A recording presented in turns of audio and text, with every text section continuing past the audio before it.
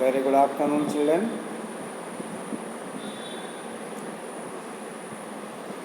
I am L.K. Tripathi here.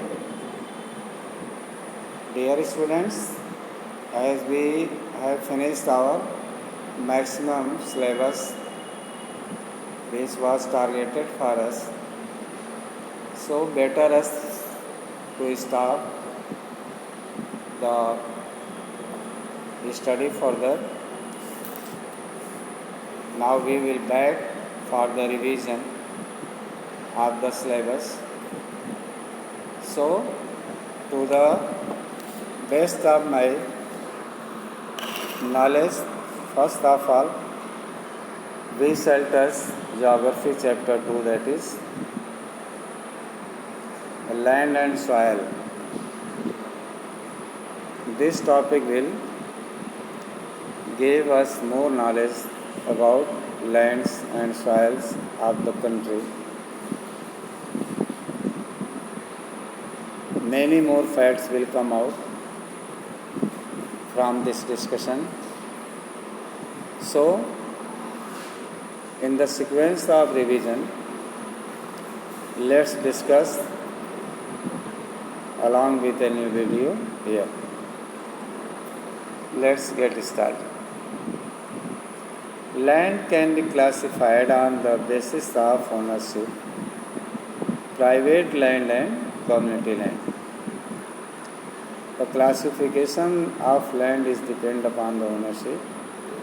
Two types of land classification is there. First is private land, second is community land. Private land is used and owned by a person or a group of people for personal use. Community land is owned and used by the whole community, like parks, roads, forests, etc. These are concerned to the community land. These community lands are also called common property resources. इसे हम common property resources कहते हैं. Now the changing pattern of land use. Land use has been changing over the years. Human population has been increasing at an alarming rate, and so have their demand on land.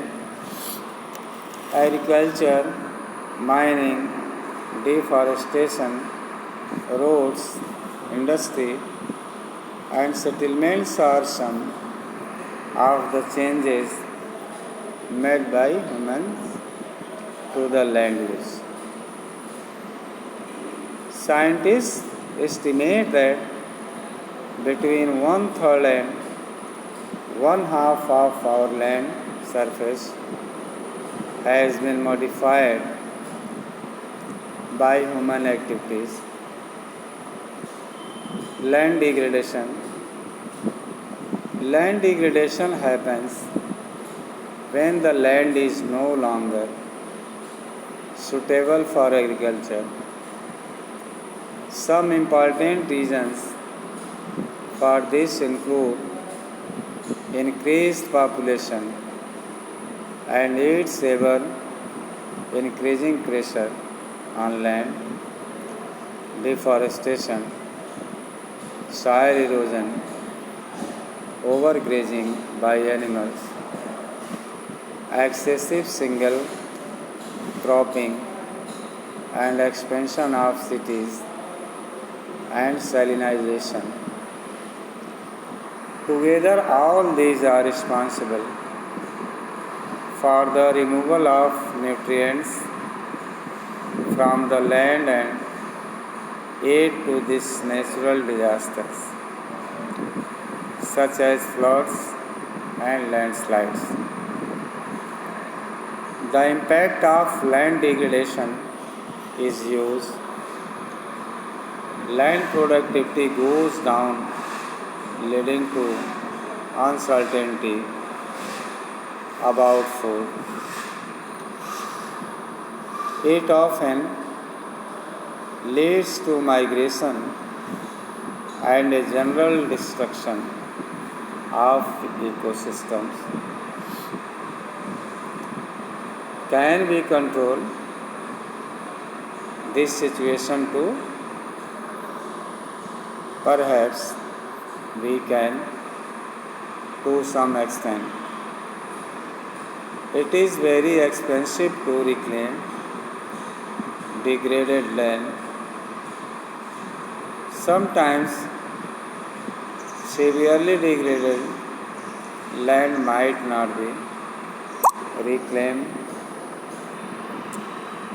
at all. Land conservation. Land is important for the survival of human. It is the habitat for all life and the treasure house of valuable minerals and soil that are important for the economic development of the world. So, how can you conserve your land resource?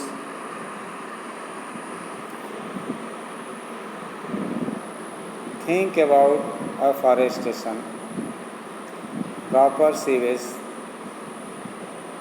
proposals, plant crop rotation to preserve soil nutrients, allow grass to grow, appropriate disposal of hazardous industrial waste, proper use of fertilizers and pesticides, and finding ways to protect ecological diversity.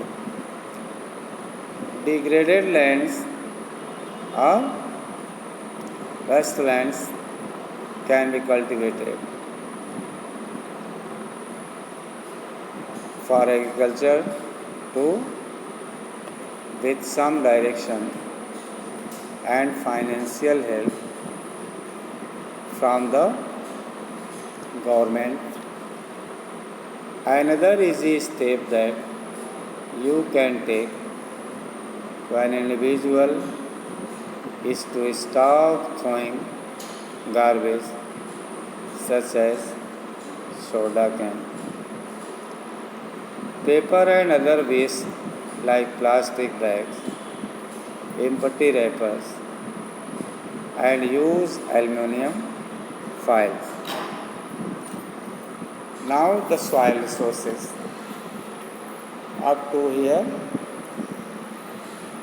we have studied about the land. Soil is the uppermost layer covering the surface of the earth. Have you ever picked up soil with our bare hand? With your bare hand? How does it feel to hold it? Soil consists of minerals and organic matter, air and water. Minerals come from the weathering of rocks, while organic matter consists of biological plants and organisms, both living and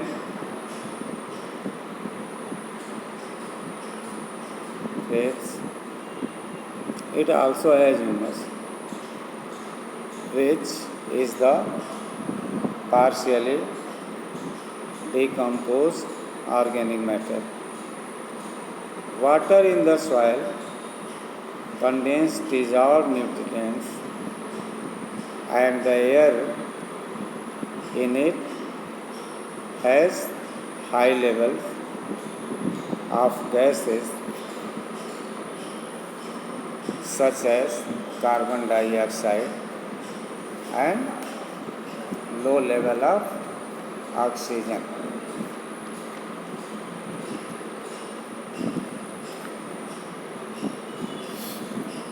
This right mix of organic matter and mineral